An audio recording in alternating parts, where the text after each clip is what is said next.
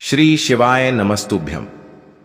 हर हर महादेव। दोस्तों, आप सभी लोग जानते हैं कि 12 जनवरी 2025 यानी रविवार को पड़ रही है पौष महीने की चतुर्दशी तिथि। और दोस्तों, ये वो तिथि है जो पौष मास में पड़ने वाली सबसे बड़ी तिथि है, क्योंकि यह रविवार के दिन पड़ रही है और इसका बहुत ही बड़ा और विशेष महत्व होता है। पूज्य गुरु जी ने कहा है कि अगर कभी भी मौका लग जाए और पौष महीने की चतुर्दशी तिथि रविवार को पड़ जाए तो आप लोगों को एक चावल के दाने वाला उपाय तो अवश्य ही करना चाहिए। इन दोनों का संयोग बहुत ही कम आता है। इसी के साथ में गुरु जी ने अपनी शिवपुराण कथा में बताया है कि इस दिन आपको एक चावल दाने का उपाय तो आपको अवश्य ही करना चाहिए, क्योंकि ऐसा दिन पूरे साल में सिर्फ एक ही बार आता है। और दोस्तों, आप सभी लोग जानते हो, रविवार का अगर सबसे बड़ा कोई उपाय है तो वो एक चावल के दाने वाला उपाय है। तो दोस्तों, इस रविवार के दिन आप लोगों को इस एक चावल दाने वाले उपाय को जरूर करना है। बहुत सारे लोग होंगे जिन लोगों ने इस उपाय को ना किया हो, मतलब पूरा साल निकल गया, उन्होंने किसी भी दिन इस एक चावल दाने वाले उपाय को ना किया हो।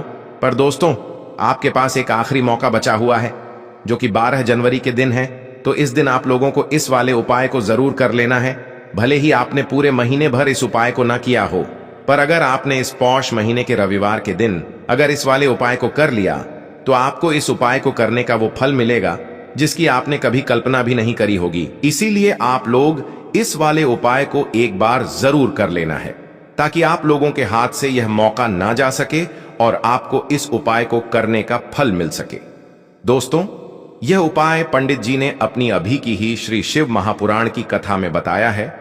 जिस उपाय को आज हम आपको बहुत अच्छे से समझाने वाले हैं, इस वीडियो को देखने के बाद इस उपाय को समझने के लिए आपको कोई और वीडियो को देखने की जरूरत नहीं पड़ेगी। तो चलिए दोस्तों, उपाय को शुरू करते हैं। देखिए, यह इस पौष महीने के रविवार के दिन यह इतना खास होता है, इतना महत्वपूर्ण होता है। देखा गया है कभी कभी बड़े बड़े पूजा पाठ अनुष्ठान से जो मनोकामना पूर्ण नहीं होते, वो पौष महीने के रविवार के दिन एक छोटे से उपाय करने से ही आपकी मनोकामना पूर्ण हो जाती है। और बहुत सारे लोगों ने इस उपाय को किया भी है और उनको इस उपाय को करने का फल भी जरूर मिला है। अगर आप लोग भी इस उपाय को करना चाहते हैं तो आप इस उपाय को पहले अच्छे से समझ लेना, सुन लेना, उसके बाद करना। आपको इस उपाय का फल जरूर मिलेगा। और इस उपाय को कर लेने से आपके घर में चाहे किसी भी प्रकार की दुख और समस्या क्यों ना चल रही हो, आपको उसका कारण भी नहीं पता है कि भाई यह समस्या किस कारण से चल रही है। उसका कुछ भी कारण हो सकता है, जैसे पितृदोष हो सकता है या किसी भी तरह का मंगल दोष भी हो सकता है। तो इस दिन आप लोगों को यह वाला उपाय कर लेना है। यह एक ऐसा उपाय है जिस उपाय को अगर किसी विशेष दिन पर किया जाए तो भाई उस विशेष दिन का जो है वह तो हमें मिलता ही मिलता है, पर हमने उस दिन पर इस उपाय को किया है तो हमें उससे भी बड़ा फल मिलता है, और फल बहुत जल्दी मिलता है, क्योंकि आप इस उपाय को बहुत ही बड़े और विशेष दिन पर कर रहे हो। तो चलिए अब उपाय के बारे में बात करते हैं। लेकिन उससे पहले आप लोगों को यह जानना आवश्यक है कि आखिर यह उपाय किस समय करना है, किसको करना है और कैसे करना है।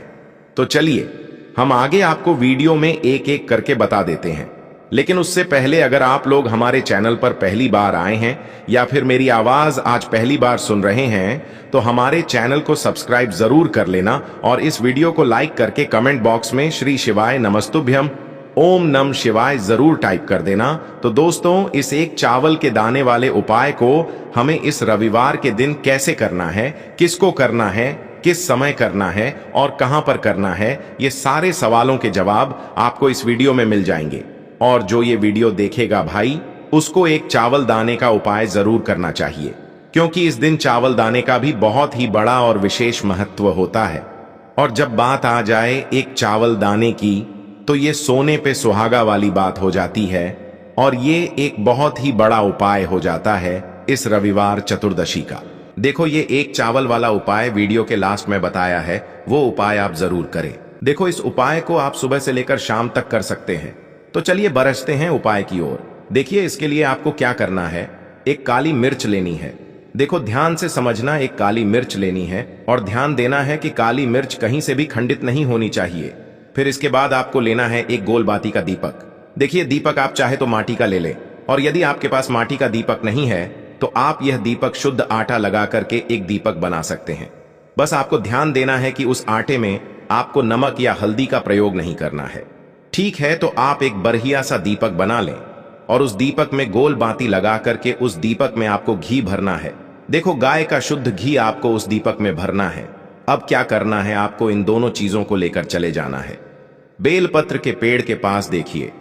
देखो, गुरुजी ने अपनी अभी की शिव महापुराण कथा में भी बताया था, जो भी व्यक्ति प्रदोष काल में जो भी एक दीपक प्रज्वलित कर देता है, उसके घर पर धन की कमी नहीं हो सकती।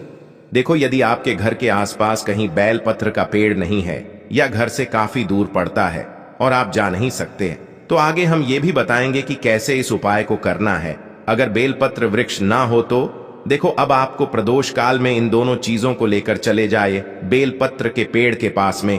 अब क्या करना है, सबसे पहले आपको उत्तर दिशा की ओर मुंह करके आपको खड़े हो जाना है और जो आप दीपक लेकर गए हैं उससे आपको बेलपत्र की जड़ में प्रज्वलित करना है। दीपक प्रज्वलित करने के बाद आपको एक काली मिर्च अपनी हथेली पर रखना है और बेलपत्र के पेड़ का आपको 5 बार परिक्रमा लगा लेना है।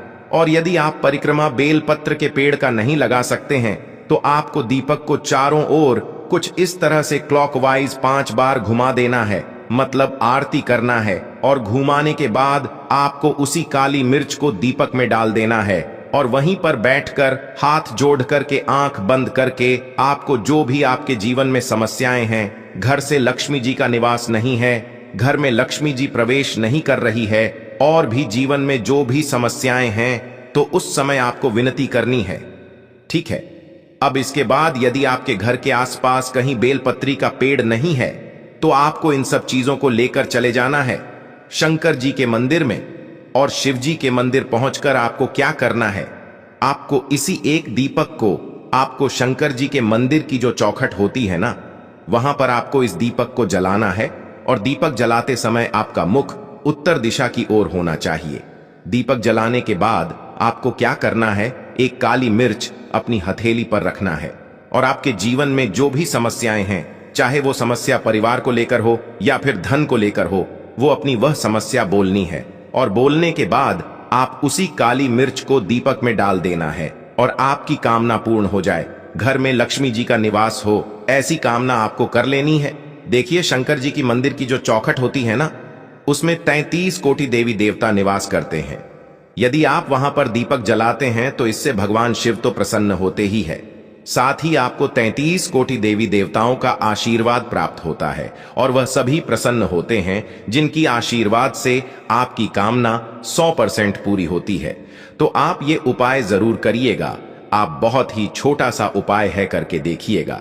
देखिए, अब हम जान लेते हैं गुरु जी द्वारा बताए गए दूसरे उपाय के बारे में। इस उपाय के लिए आपको मात्र 2 लौंग लेनी होगी, यानी कि आपको लौंग का जोड़ा लेना है। 2 फूल वाली आपको लौंग लेनी है। लौंग का जोड़ा कहीं से भी खंडित नहीं होना चाहिए, इस बात का ध्यान रखें। इसी के साथ में आपको लेना होगा लाल चंदन का पाउडर। देखिए, यदि आपके पास लाल चंदन की लकड़ी है तो उसे घिसकर भी आप चंदन के रूप में प्रयोग कर सकते हैं। यदि पाउडर है तो उसका भी आप अपने उपाय के लिए प्रयोग कर सकते हैं। देखिए, चंदन जो है वो तेज का प्रतीक माना गया है और साथ ही साथ जीवन के अंधकार को दूर करने का प्रतीक माना गया है। अब इसी के साथ में आपको मात्र 1 तांबे के पात्र के अंदर शुद्ध जल लेना होगा अपने घर से। अब दोस्तों, ये तीनों सामग्री लेकर के सीधे आपको पहुंच जाना होगा भगवान शिव के मंदिर में। देखिए, इसी के साथ में आपको एक गोल बाती का दीपक भी लेना होगा। दीपक आप मिट्टी का भी ले सकते हैं, शुद्ध घाटा मढ़कर उसका भी तैयार कर सकते हैं। और दीपक में आपको शुद्ध घी का प्रयोग करना है। लेकिन जैसे ही आप इन सभी सामग्रियों को मंदिर में लेकर के पहुंचेंगे, मंदिर में जैसे ही आप चौखट के वहां पर पहुंचेंगे तो मंदिर की चौखट के सीधे तरफ आप जो अपने साथ एक गोल बाती का दीपक लेकर के आए हैं, उसे आपको सबसे पहले तो प्रज्वलित कर देना है। यानी कि जैसे ही आप मंदिर की चौखट के वहां पर प्रवेश करते हैं तो उसके सीधे तरफ आपको ये गोल बाती का दीपक प्रज्वलित कर देना है। अब देखिए, जैसे ही आप यह दीपक प्रज्वलित करेंगे तो आपकी जो भी मनोकामना है उससे आपको बोल देना है। आप इस दीपक को इस प्रकार से प्रज्वलित करने के बाद इन सभी सामग्रियों को आपको शिवलिंग के पास में लेकर पहुंच जाना है।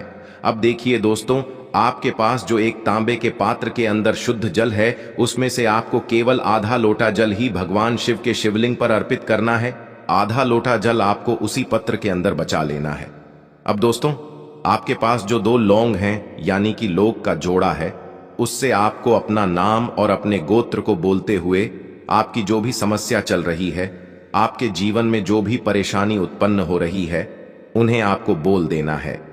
और ये जो लौंग का जोड़ा है, इसे आपको भगवान शिव के शिवलिंग पर अर्पित कर देना है। जैसे आप ये 2 लौंग शिवलिंग पर चढ़ाएंगे तो अपना हाथ जो है वहां पर आपको रखना है और महादेव से आपको प्रार्थना करनी है कि मेरे जीवन की ये जो परेशानियां हैं, ये सभी दूर हो जाएं।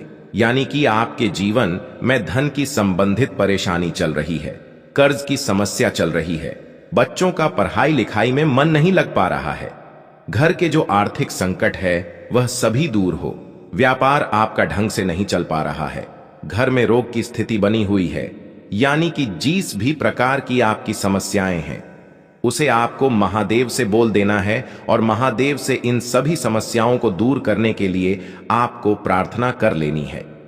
अब देखिए दोस्तों, आपने जो 2 लौंग शिवलिंग पर समर्पित की थी, उससे आपको वहां से उठा लेना है और इन दोनों लौंग को आपको शिवलिंग से उठा करके सीधे उससे जल के पात्र के अंदर डाल देना है। यानी कि अपने आधा लोटा जल और बचाया हुआ था, उसी के अंदर आपको ये 2 लौंग डाल देनी है। और साथ में आप जो लाल चंदन लेकर के आए थे, उस लाल चंदन को भी आपको उसी पात्र के अंदर डाल देना है। यानी कि आधा लोटा जल और बचा हुआ है, तो उसी आधे लोटे जल के अंदर आपको ये लाल चंदन भी डाल देना है।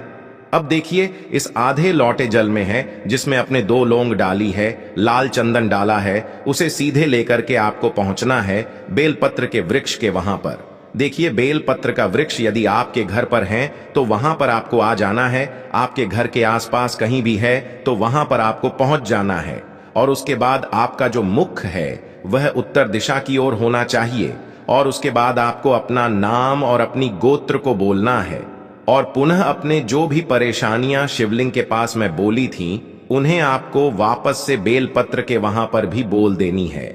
और ये जो आधा लोटा जल और है, इससे आपको पूरा बेलपत्र के वृक्ष की जड़ में श्री शिवाय नमस्तुभ्यं इस मंत्र का जाप करते हुए समर्पित कर देना है। तो बस इतना सा उपाय आपको करना है। जो भी आपकी परेशानी है, समस्या है, उससे महादेव निश्चित ही दूर करेंगे। अब दोस्तों, हम जान लेते हैं तीसरे चमत्कारी और विशेष उपाय के बारे में। देखिए, ये उपाय बहुत ही चमत्कारी है, क्योंकि इस उपाय से आपके जिम्मे तेज की वृद्धि होगी। यानी कि जीवन से जितना भी अंधकार ही वो सभी दूर होगा। तो इस उपाय के लिए आपको मात्र 1 गुड़ का टुकड़ा लेना है।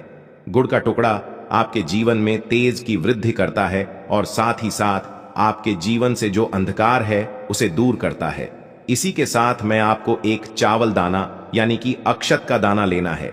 ये चावल का दाना आपके जीवन में सुख शांति को लेकर के आता है। आपके जीवन में धन की जितनी भी परेशानियां हैं उन्हें समाप्त करता है। इसी के साथ मैं आपको मात्र एक हरा मूंग लेना है। हरा मूंग जो है वह बुध ग्रह को प्रसन्न करता है। देखिए, हरे मूंग का उपाय करने से बुध ग्रह मजबूत होता है और बुध ग्रह के मजबूत होने से बुद्धि, ज्ञान और विवेक की प्राप्ति होती है। तो ये तीनों ही सामग्री आपको एक एक लेनी है। यानी कि 1 गुड़ का टुकड़ा, 1 चावल का दाना, 1 हरा मूंग आपको लेना है।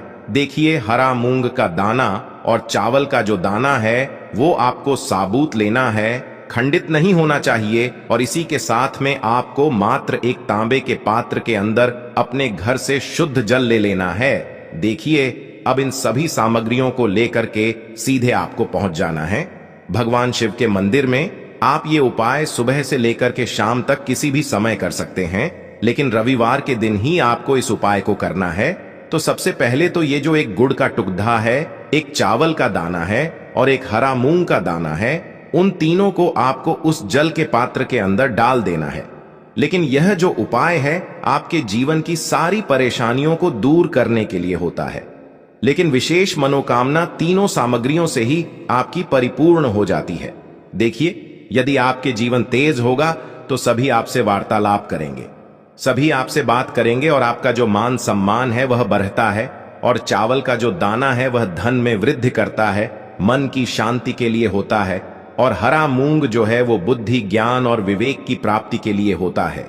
अब देखिए, यह जो एक पात्र है, इससे आपको भगवान शिव के शिवलिंग पर धीरे धीरे अर्पित कर देना है।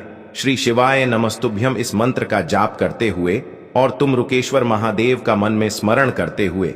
लेकिन तुम रुकेश्वर महादेव का स्मरण करने से यह जो उपाय है और अधिक प्रभावशाली हो जाता है। तो तुम रुकेश्वर महादेव का स्मरण करते हुए यह उपाय करने से आपके जीवन में जो भी अशांति है वह सभी दूर हो जाएगी। तो इस प्रकार से आपको ये सुंदर सा उपाय कर लेना है। इसके बाद बात करते हैं तीसरे उपाय की। देखो, ये उपाय बहुत ही अचूक उपाय है जो आपको करना है। देखो, इस उपाय के लिए आपको 2 दीपक लेने हैं। देखो, दोनों दीपक आपको मिट्टी के दीपक लेने हैं।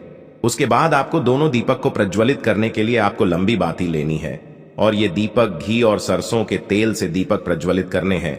ये सब लेने के बाद आपको लेना है एक कटोरी में कच्चा दूध थोड़ा सा लेना है। उसके बाद आपको लेना है एक लोटा जल।